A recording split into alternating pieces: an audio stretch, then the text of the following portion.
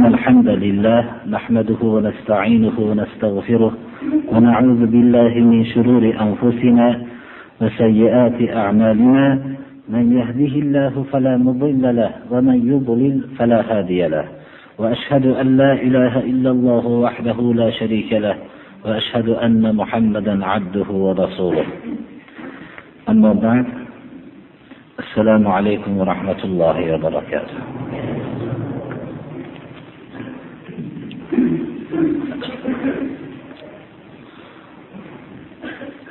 قال الله تعالى: استعيذ بالله: إن تجتنبوا كبائر ما تنهون عنه نكفر عنكم سيئاتكم وندخلكم مدخلا كريما. وقال صلى الله عليه وسلم: أكبر الكبائر الإشراك بالله وقتل النفس وعقوق الوالدين وشهادة الزور. الله سبحانه وتعالى قرآن كريمda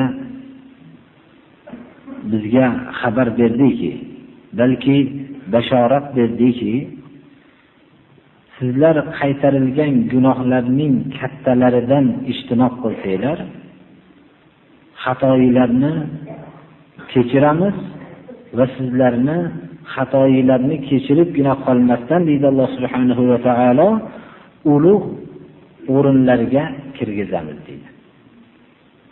Demak, inson qaytarilgan ko'p gunohlardan, bu gunohlar ichida kattalari bor, gunohi kabiralar. Shu gunohi kabiralardan ijtinob qilib o'zingizlarni chetga olsanglar deydi Alloh taolo, boshqa xatolarni kechiramiz deydi. Va mudxolan kalima, mufassirlarning mana tafsiri, jannatga biz dohil qilamiz deydi Alloh taolo.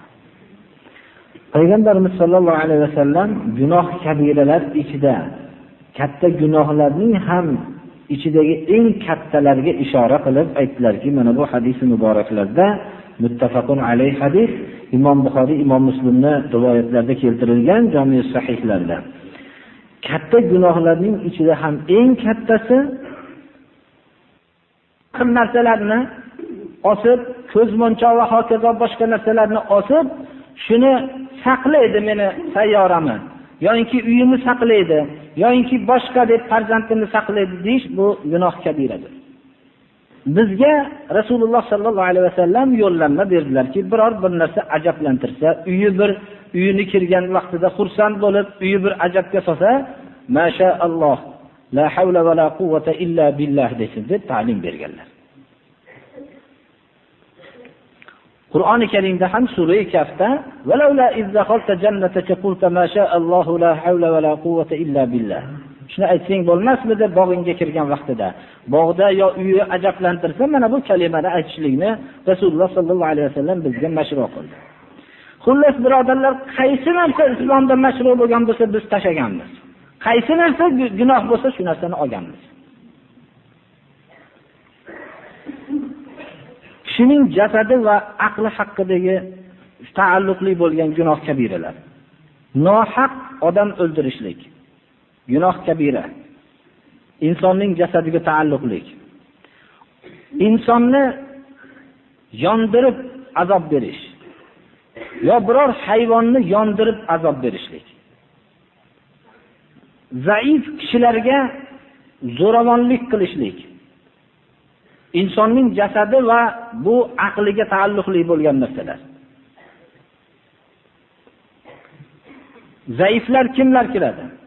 Yetimlar, o'zining oilasi va ba'zi bir o'quvchilari yoki bir xodim, xizmatkorlari, mana bularga zabondaroz bo'lib zo'ravonlik qilishlik, zulm yo'liga, zaif hech narsa deyolmaydi deb zulm yo'liga o'tishlar, bular gunoh kabiralardir. Hatto dobba minadigan markablari jonli bo'lgan shularga ham zulm qilishlik, zo'ravonlik qilish bo'lmaydi deydilar. G'iybat, chaqimchilik, ya'ni namima aslida nima? Naqlul kalami sayyi lil fitna. Fitna uchun yomon gaplarni tashib yurishlik.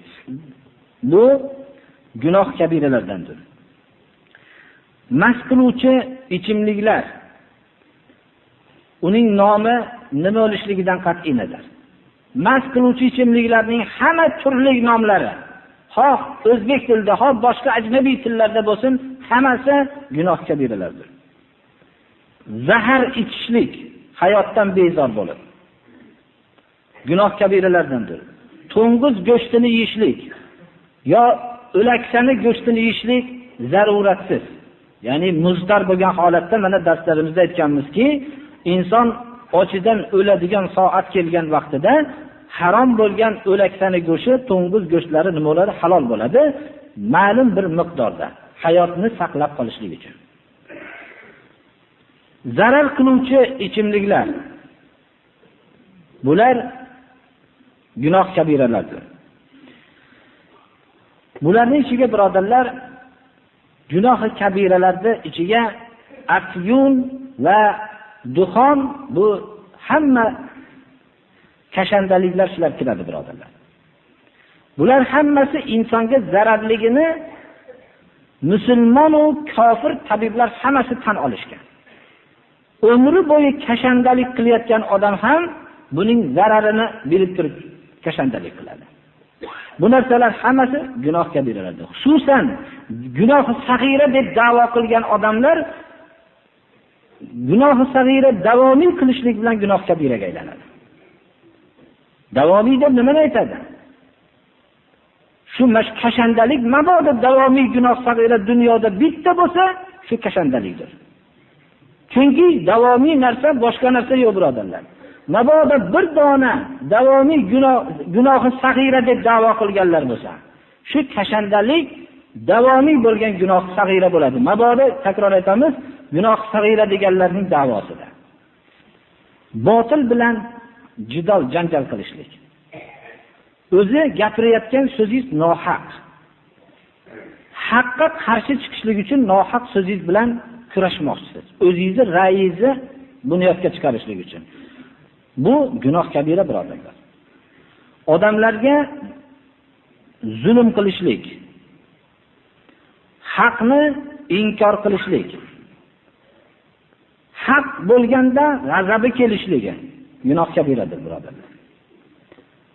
Musulmonlarga takror hali aytib o'tdik, la'nat aytishlik, sahobalarning bittalarini so'kishlik, qaysilarini bo'lsa ham, ko'plarini so'kishlik albatta gunoh kabira. Lekin bitta sahobani bo'lsa ham ajratib so'kishlik bu gunoh kabiradir.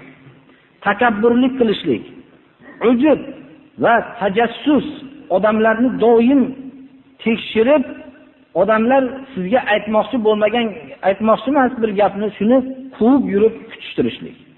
Va la tajassasu deyapti Alloh taolo. Hammasi oyat hadisdan dalillar keltirilgan birodarlar. Hokim oldida biror bir musulmonga ozor berishlik uchun uni yomonlab gapirishlik. Ya'ni quvvati yetadigan, zulmga quvvati yetadigan odamni g'animat bilib, o'zicha g'animat bilib, shu biror bir musulmonga zarar yetkazsin deb shuni boshqacha qilib gapirishlik. Timsol va suratlar. Bular hammasi gunoh kabiralar, zarurat bo'lganlari mustasnodir birodarlar.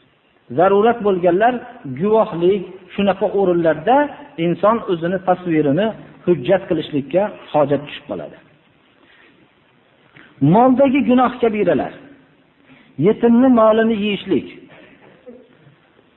gunoh kabiradir. Qimor, uning nomlari qaysi tilda bo'lsin, turli tuman bo'lgan hammasi haromdir. Bular gunoh kabiralardir. Yo nasib, ya'ni hozirgi vaqtda juda ko'p qimorni turlari chiqqan. Ular masalan biror bir yutuq chiqishlik uslubida qo'llanadi. Bular hammasi gunoh kabiradir. O'g'rilik gunoh kabiradir. Qat'ut tariq, yo'l to'sarlik qilishlik gunoh kabiradir. Molni zo'ravonlik bilan tortib olishlik va rishva, poraxo'rlik bular gunoh kabiradir. O'lchovlarni kam berishlik bular gunoh kabiradir. Al-yaminul ghamus, ya'ni biror martabani qo'lga keltirishlik uchun yo molni qo'lga keltirishlik uchun yolg'on Allohning nomiga qasam ichishlik gunoh kabiradir. Ba'zilar Allohning nomiga qasam ichadi, biror foydani qo'lga keltirishlik uchun yoki biror martabani qo'lga keltirishlik uchun. Mana bu gunoh kabiradir, birodarlar. Bay oldi sotdilarda xadi'a aldash, ahdlarga vafo qilmaslik. Birinchi darsimiz avvalda aytganimizdek, yolg'on guvohlik berish va tadbir, haddan tashqari isrof qilishlik. Bular hammasi molga taalluqli bo'lgan gunoh kabiralardir. Vasiyatni bilan zararlantirishlik. Masalan, o'zini bir qarzi yo'q edi. Birov qarzi yo'q edi-yu, shu qarz bor deb merosxo'rlardan merosni kamaytirishlik uchun biror bir qarz bor, yo'q qarz bor deb vasiyat qilishlik, bular vasiyatni bilan zararlantirishlikka kiradi. Va guvohlikni bekitishlik. Tillo taqinchoqlarni er kishilar taqishligi bu gunoh kabiralardandir. Va libosni ujralib yuradigan darajada kiyish, oshiqni bekitadigan darajada kiyishlik bu gunoh kabiradir. Ibodatlardagi gunoh kabira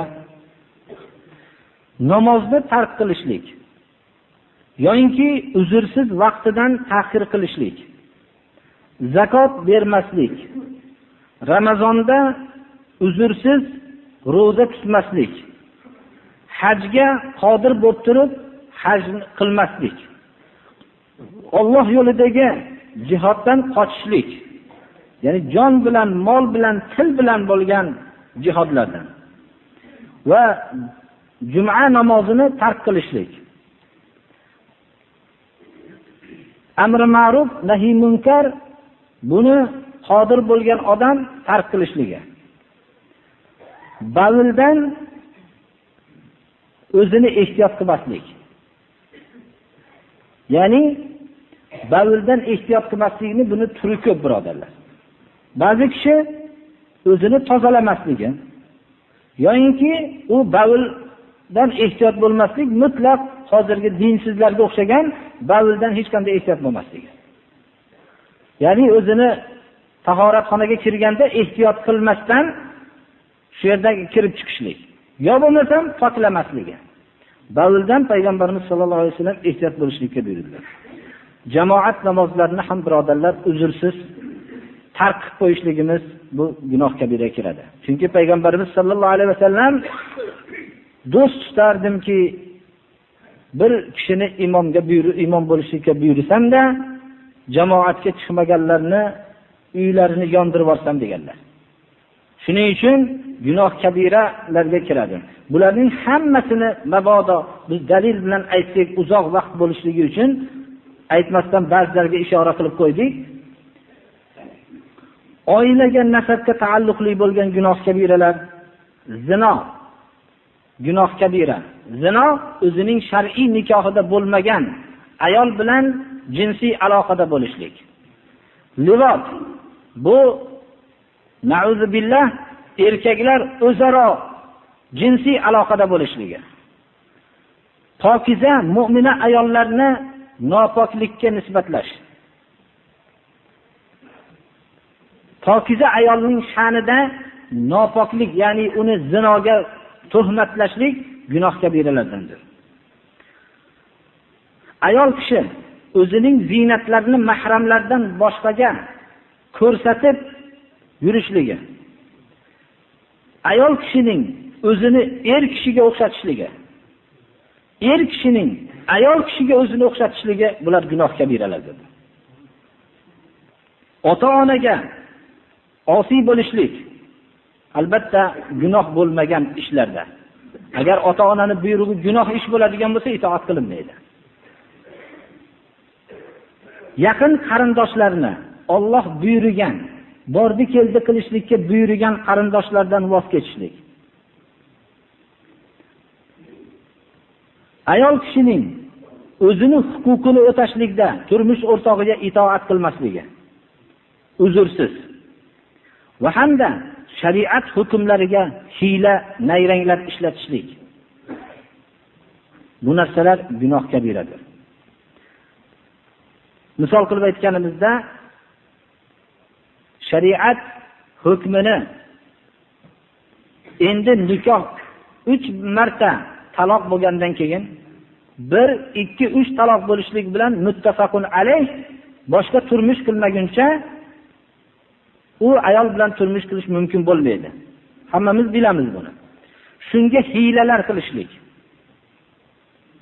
yo'inki har xil shariatni o'yin qilib, davra shunga o'xshagan hiyla nayranglarni qilishlik.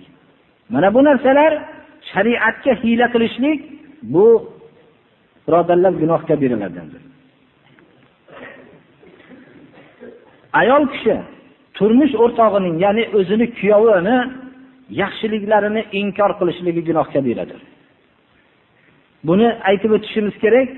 Nahotki bir ayol kishi o'zini erini biror bir yaxshiliklarini inkor qilishligi gunoh kabira bo'lsa, degan bir ajablanishlik mumkin. Rasululloh sallallohu alayhi vasallam ayollarga aytdilarki, vaqt qilganlarda sadaqa qilinglar, chunki ahli do'zaxlarning, ahli jahannamlarning ko'pini ayollardan ko'rdim deganlarda, nima sabab deganlarda, yakfurna dedilar. Ular inkor qilishadi dedilar. Ya'ni kofir bo'lishadi degan, ya'ni nonko'rlik qilishadi, inkor qilishadi degan ma'noda. Ya Rasululloh, Alloh rasuliga kofir bo'lishadi dedilar. Yo'q, turmush o'rtoqlariga kofir bo'lishadi. Ma'nosi nima deganlarda aytdilarki, ular umr bo'yi yaxshilik qilsang, yaxshiligingni inkor qilib qo'yishadi dedilar. Mana bu narsa jahannamga, gunohga sabab bo'lishligini bayon qilganliklari uchun mana bu gunoh kabiralardan sanaymiz. Otasidan boshqaga bilib turib o'zini nisbatlashlik. Ba'zi shunday odamlar dunyoda bo'lgan ekanki, birodarlar, biror davlatman odamni shu meni dadam bo'ladi deb, o'zini dadasi bo'lmagan odamni shuni merosini olishlik yo moli davlatdan foydalanishlik uchun shunday bo'lgan ekan. Bunga ajablanishlikning keragi yo'q. Hozirgi vaqtda ham dunyo uchun qilinayotgan ishlar bundan ortiq emas, bundan kam emas, birodarlar. Hozirgi vaqtda ham qilinayotgan ishlar ilgari shunaqa bo'ladi deyilsa, dunyo uchun qilinayotgan ishlarni bu inson bu narsani qilmasa kerak deydi. O'zining ahlini zino bilan yurishligiga rozi bo'lishlik. Bu gunoh kabiralardandir. Qo'shniga ozor berishlik gunoh kabiradir. Kishilar bo'lsin, ha ayollar bo'lsin, ko'proq ayollarning o'rtasida topiladi, qoshlarini terish, sochlarini ulash va hamda bu kishilarni orasini ochib har xil bir ziynat uslublari bor, hozirgi vaqtlarda ham paydo bo'lgan. Mana bu narsalar gunoh kabiralardandir. Gunoh kabiralarni ba'ziga eslatib o'tildiki, bu gunoh kabiralardan ijtinob qilishlik bilan Alloh subhanahu va taolo boshqa gunohlarni mag'firat qilaman deb va'da qilyapti. Men shu munosabat bilan hozirgi gunoh kabiralar ichida ba'zilari bu hammasi deb e'tiqod qilib qolinmasligi kerak. Buni ichida ko'p gunoh kabiralar borki, bularni biz hali aytib o'tmadik vaqtni qisqaligidan. Avvalgi darslarimizda aytganlarga kifoyalandik ba'zilarda. Masalan, gunoh kabiralardan bittasi g'ino, musiqa. Bular gunoh kabiralardandir. Alloh subhanahu va taolo Qur'oni Karimda sura Luqmonda va minan nasi man yashtari lahval hadisi liyudilla an sabilillah bighayri ilmin va yattakhidaha huzwa. Odamlarning ba'zisi lahvul hadis ma'nosiz bir na dinga na dunyoga keraksiz bo'lgan narsalarni sotib olishadi. Odamlarni Allohning yo'lidan adashtirishlik uchun bilimsizlik bilan va bu Allohning yo'lini huzva hazli narsa qilishlik uchun shunday qilishadi. Mufassirlarning ko'plari lahvul hadisdan murod huval g'ina, g'ino musiqa deyishganlar. Abdulloh ibn Mas'ud g'ino deganlar. Hasan Basri nazalat fil g'ina'i val mazamir. G'ino haqida nozil bo'lgan. Vastafziz man istata'ta minhum bi sawtika. Bunga to'xtalib o'tayotganligimiz, bizning voqeimiz ko'p shunday bo'lganligi uchun.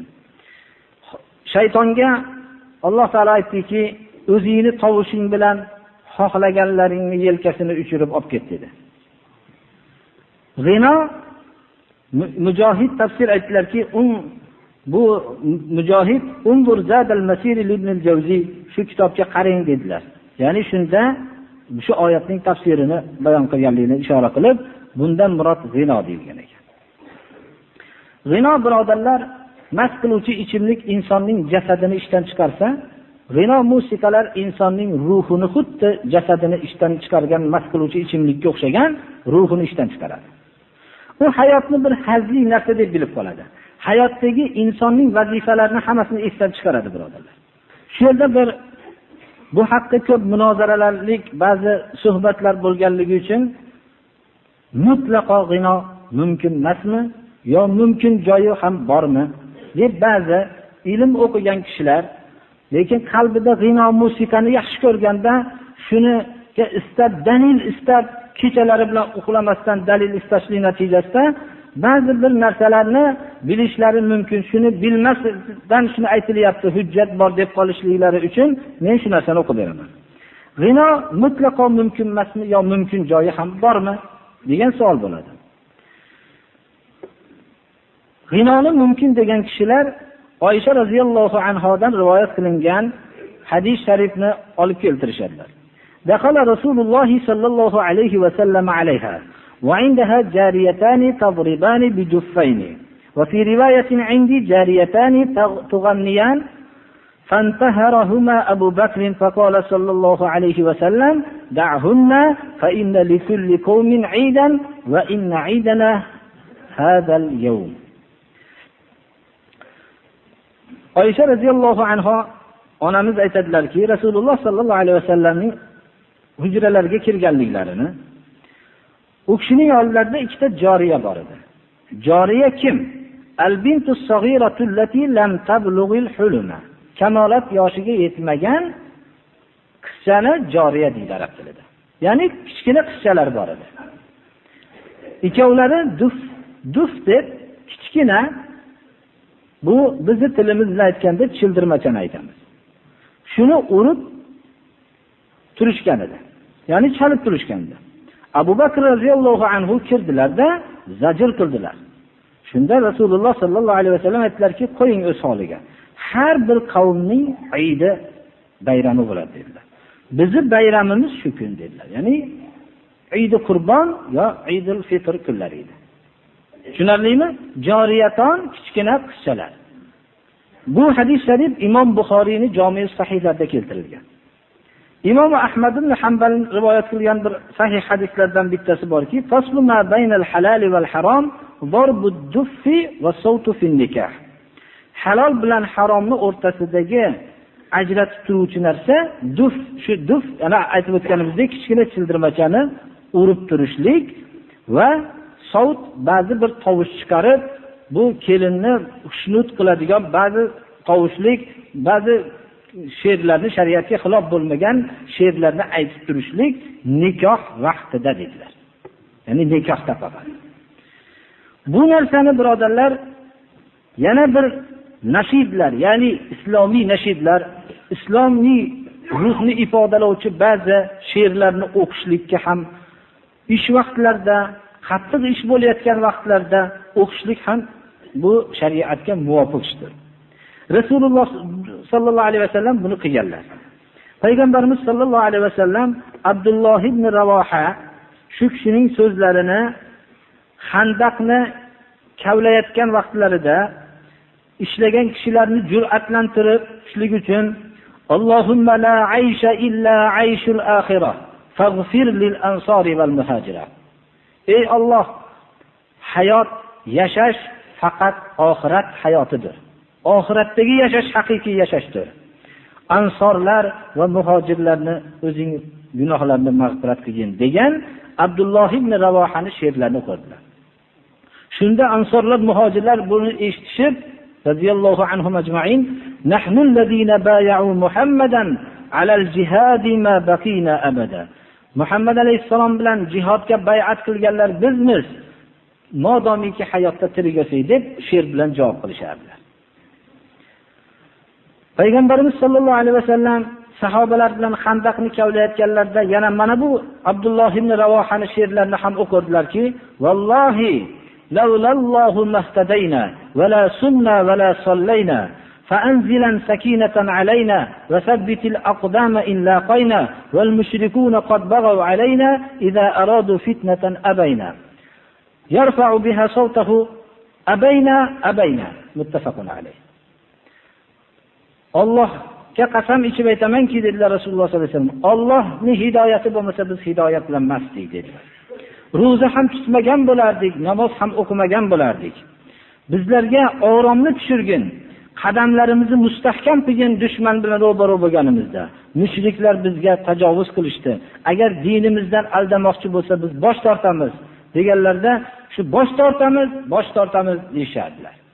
Muttafaqun alayh. Mana bu narsa bizga biror bir ish og'ir ishda ichida duo, zikrlar, Alloh rasulining zikri bo'lgan ba'zi bir she'rlarni jo'r bo'lib o'qishga shunga ruxsatni bildiradi. Chunki shu ishni ishlayotgan kishilarning ishini yengillatadi. Mana bu ruxsatlik bo'lgan haqdagi so'zlar shulardan iborat. Buni asos qilib turib birodarlar, butun shaytoniy majlislarga ruxsat qilishlik mumkin emas birodarlar. Bir kishi bu shu narsani xohlamoqchi bo'lsa, uni hech qanday shariatga bog'lamasdan turib, meni shu tabiatim shu deb qilaversin uni. Bizim qilayotgan odamlar bilan ishimiz yo'q. Bir odam islomning javobini kutmoqchi bo'lsa, mana shu javob. Tasvir va timsollar haqida. Ya'ni surat va shakl, jonli narsalarning shakllari haqida. Aytib o'tganimizdek, Nuh alayhissalomning davrida o'tgan solih kishilarning nomi ekanligini sura Nuhdagi butlarning nomi hammasi shu solih kishilarning nomi bo'lib, ular o'tib ketgandan keyin ularning shakllarini qilinib, shularga ibodat qilib yuborilgan nomlar ekanligini avvalgi darslarimizda o'tganmiz. Va qalu la tazarunna alihatakum va la tazarunna vaddan va la suwa'an va la yaghus va ya'uq va nasra. Vad, suwa', yaghus, ya'uq, nasr bular hammasi Nuh alayhissalomning qavmida o'tgan solih kishilarning nomlari bo'lib, bularni keyingi avlod bularga ibodat qilish bo'lgan. Shu o'rinda biz suratlar haqida shuni aytamizki, hadis shariflarda borki, payg'ambarimiz sollallohu alayhi vasallam Ali ibn Abi Talibni la tad'a timsalan illa tamassahu va la qabran mushrifan illa sawaytahu. Imom Muslim rivoyatlari.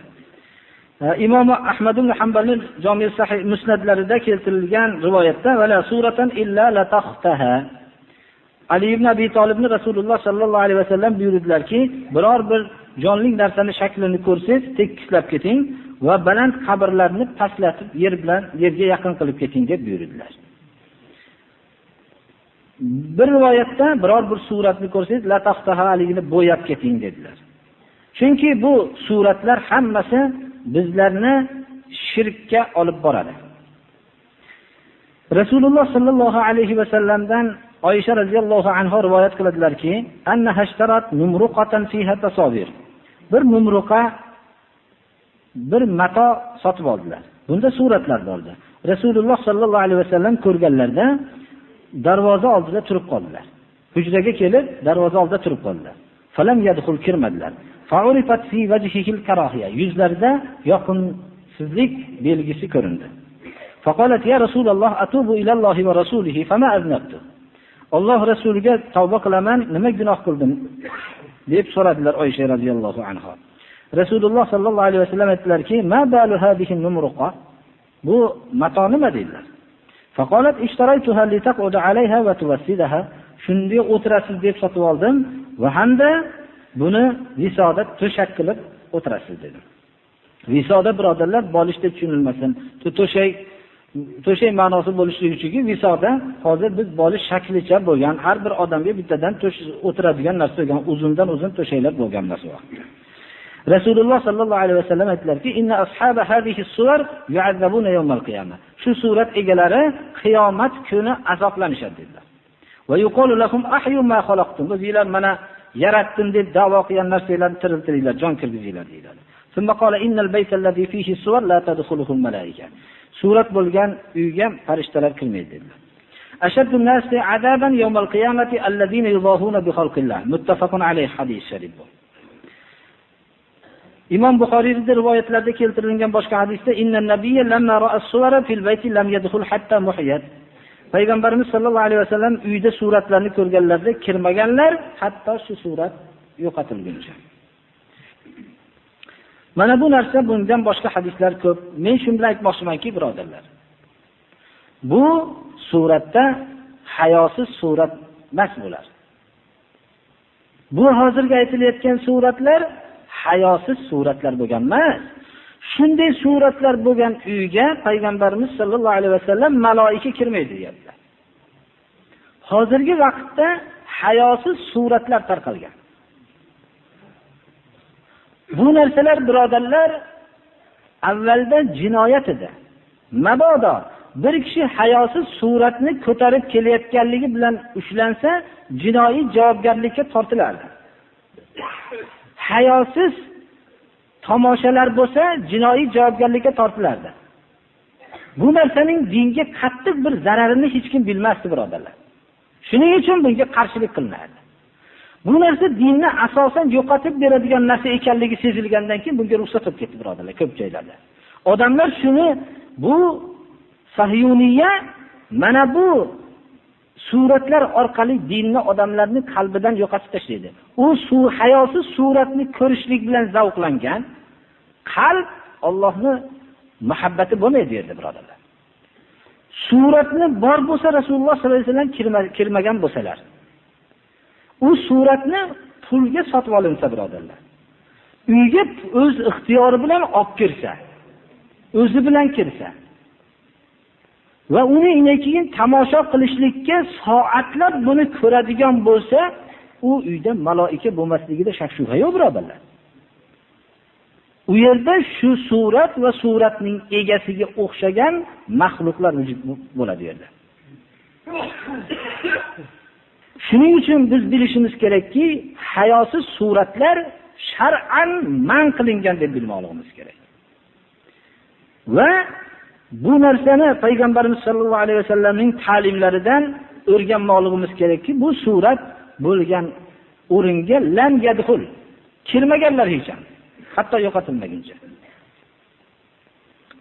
Ulamolardan ba'zilari aytgan ekanlarki, odamlar namozda 5 martabalik bo'lishadi degan ekanlar.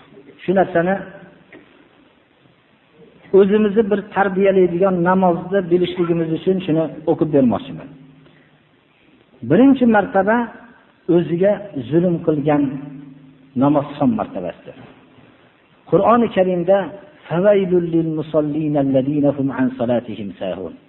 Namozni tark qilgan kishining holiga voyligi muqarrar.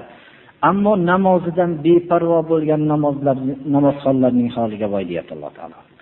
Bu kim? Tahorati nuqsonlik. Vaqtlarni rioya qilmaydi. Namozning hudud, rukunlarini, zohirlarini ham rioya qilmaydi.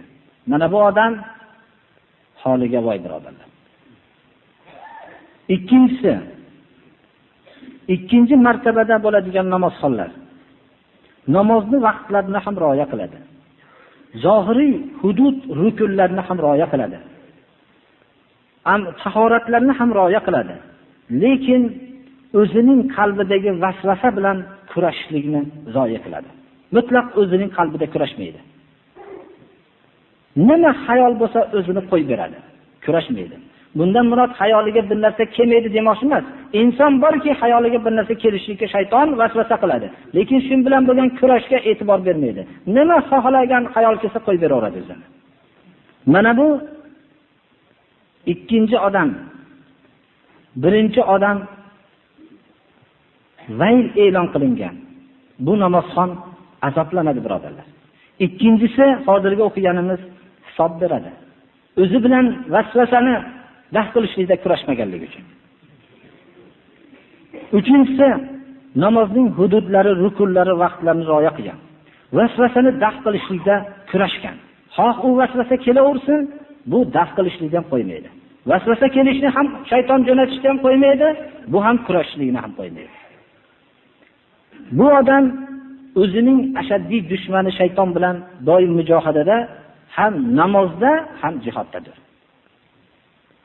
4-odam namoziga turadi, eng huquq rukunlari, hududlarini komil qilgan holatda.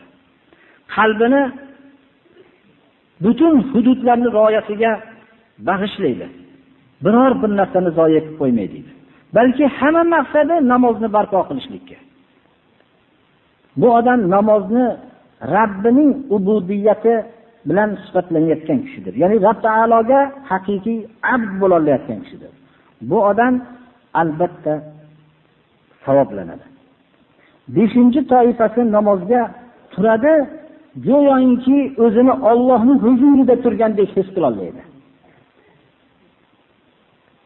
Qalbi bilan tamomiy Alloh subhanahu va taoloni ko'rib turgandek ibodat qiladi. Allohning muhabbati, azamatini ko'rib turgandek shunday tasavvur qila oladi. Undan vasvasalar hammasi yo'qib ketadi. Mana bu odam Allohga muqarrab odam hisoblanadi. Allohga yaqin bo'lgan odam hisoblanadi. Bu birinchi oxirgi ikkita namozxon bilan avvalgi namozxon o'rtasida mashriq bilan mag'ribcha farqi bor birodarlar. Bir safga turgani bilan. Mana shu avvalgi oxirgi ikkita holatni odam o'ziga paydo qila olsa, namozda quvonch paydo bo'ladi. Namozdan o'zini bir Alloh subhanahu va taolo bilan muloqot qilgandek lazzatlarni bir ulushi bilan namozdan chiqadi. Biz birodarlar umrimizni har xil narsalar bilan, safsata narsalar bilan o'tkazish o'rniga o'zimiz mana shu 5 vaqt namozdagi o'zimizni tarbiyalashlikka g'animat bilmoqligimiz kerakki, hayotimizni hammasini ibodatga aylantiradi. Agar namozda rioya qilingan bo'lsa, odam o'zini hayotini hammasini ibodatga aylantira oladi. Bu yerda bir kishi xat yozibdiki, hali xat berilgan ekan. Bu xatda iymonning haqiqati haqidami degan shunaqa bir savol qilgan edi. Iymonning haqiqati ba'zi bir kishilar ong, tafakkur shu haqda bahs yuritisha boshlashganlar. Shunga iymonning haqiqatini ham aralashtirib gapirishadi. Bunga qisqacha biz javob berishlik, biz iymonning haqiqati nima ekanligini kitob-i sunnatga qarab turib ayta olamiz. Ra'yimiz bilan aytmaymiz. Rasululloh sallallohu alayhi vasallam Haris ismli sahobaga "Kayfa asbahta ya Haris" dedilar. Vallohu alam shu kishi bo'lsalar kerak. Qanday tong ottirdingiz ey Haris deganlarda, "Asbahtu mu'minan haqqan", haqiqiy mu'min bo'lib tong ottirdim dedilar. Shunda so'radilarki, iymoningiz haqiqati nima dedilar. Shu hadis bilan qisqa javob berib qo'yaman. Iymoningizning haqiqati nima? Qani bu haqiqiy mu'min bo'lib tong ottirdim dedi.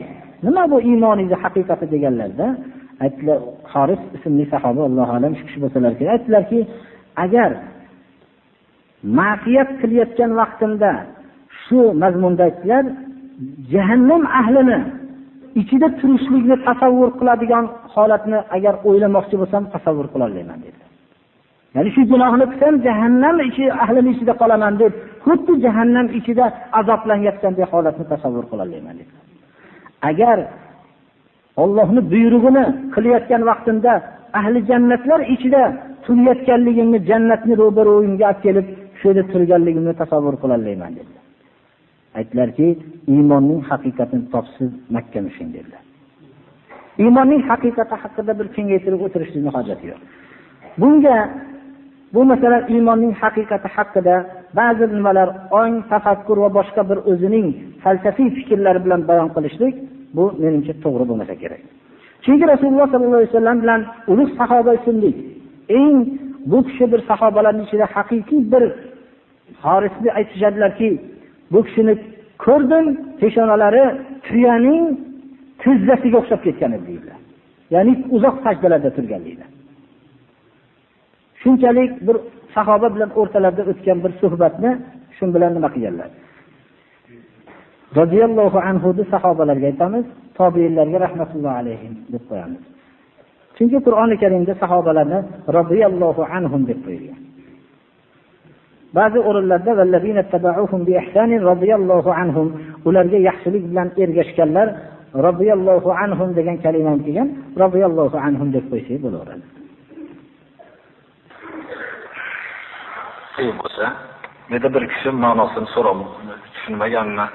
Imom Abu Dovudning rivoyati keltirilib, la yus'alu ar-rajul fima daraba imra'atahu.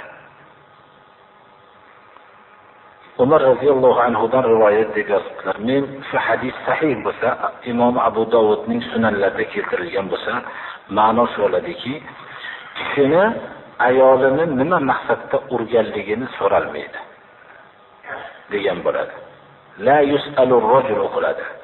Ya'ni bir kishi ayolini mabodo odob berishlik uchun urdi. Urishlik bu narsa shariatda borib uraverishlik durust emas, birodarlar. Bu narsa hammamizga ma'lum. Lekin mabodo shu urgan bo'lsa, nima uchun urding degan savol bo'lmasligi kerak. Chunki u ikkovining o'rtasidagi sirga taalluqli bo'lishligi mumkin. U narsani ochilishligi ko'rpa sirini ochilishligiga sabab bo'lishi mumkin. Va boshqa bu narsa savol berilishligi bu haqda bir gap bo'lmasligi kerak. Shuning uchun kishini nima uchun bu haqda degan savol bo'lmaydi.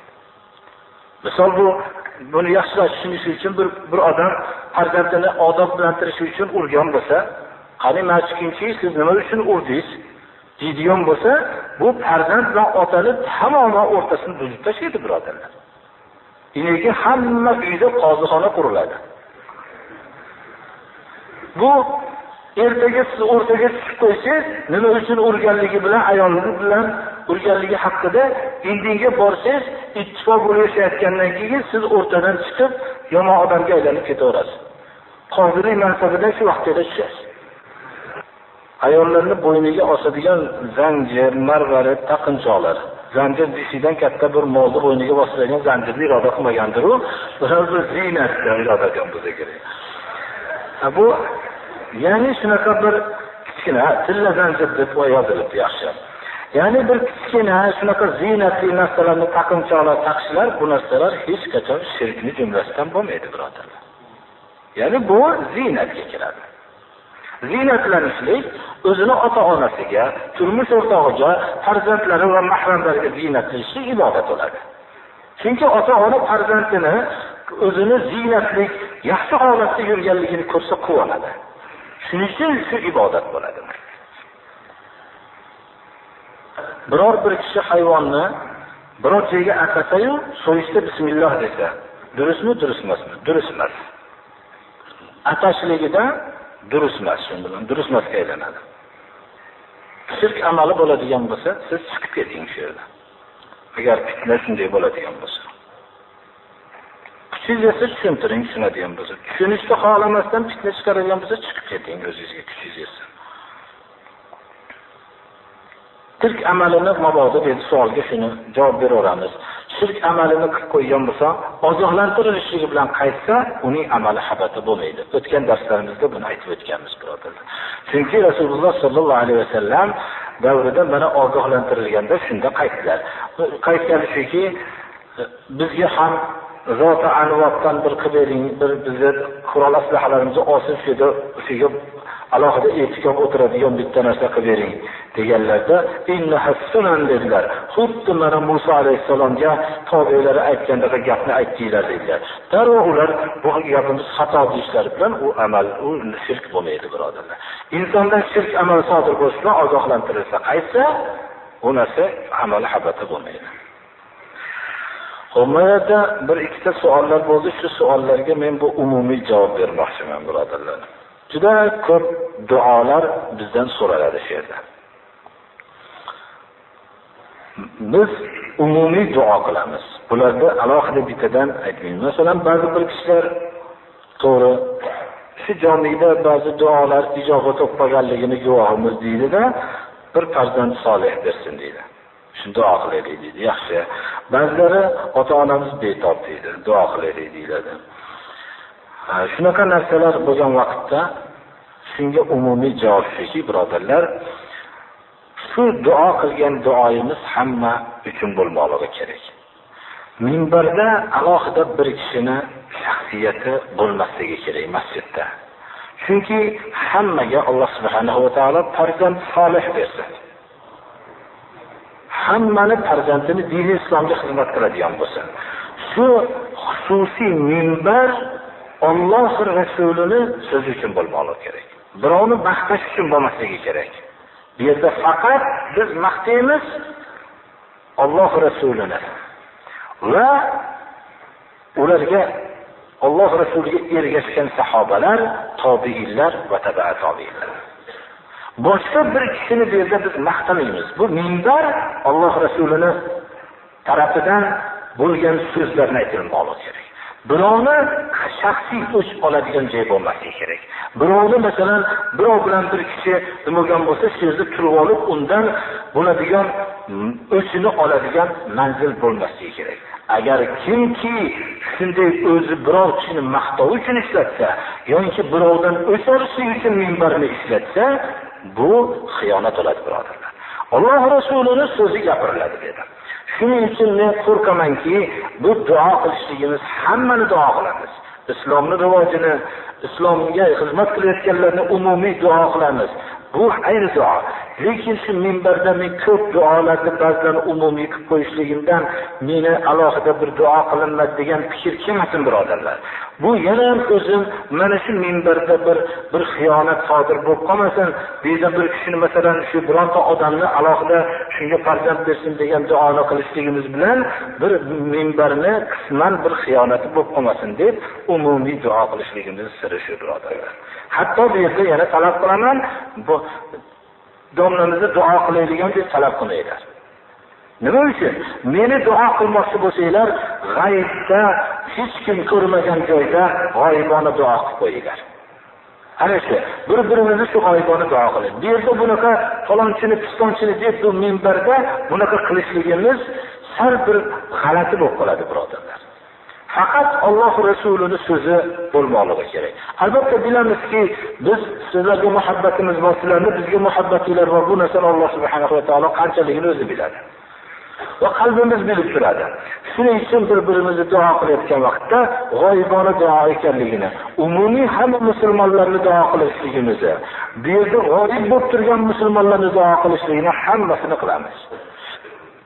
Mana bir arabiy duolar qilib o'tib ketamizki, bu hammasi mana misol hozir aytganimizdek, Robbana hab lana min azwajina va zurriyyatina qurrata a'yun waj'alna lil muttaqina imama.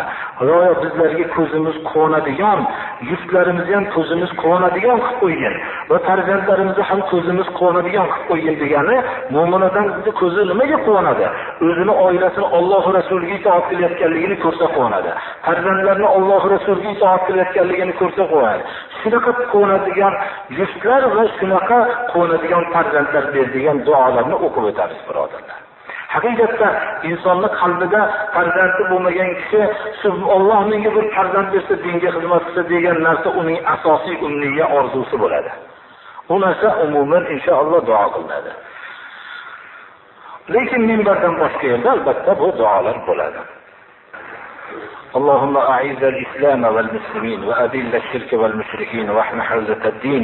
الله سبحانه وتعالى şu dersimizi kitab-ı sünnetke muvafık buluşturan Allah Teala özü tevfik versin.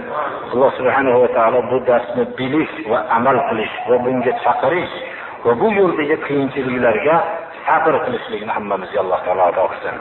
Allah Subhanahu ve Teala hammamizni ham oilalarimizni, farzandlarimizni kitab-ı sünnetke muvafık amal qilishga Alloh tevfik versin. Shunday Alloh Subhanahu ve Teala juftlarni va hamda farzandlarni Allohning buyrug'iga bo'ysunadigan juftlar va Allohning buyrug'iga bo'ysunadigan farzandlar Alloh subhanahu va taolo hammamizga ato qilsin.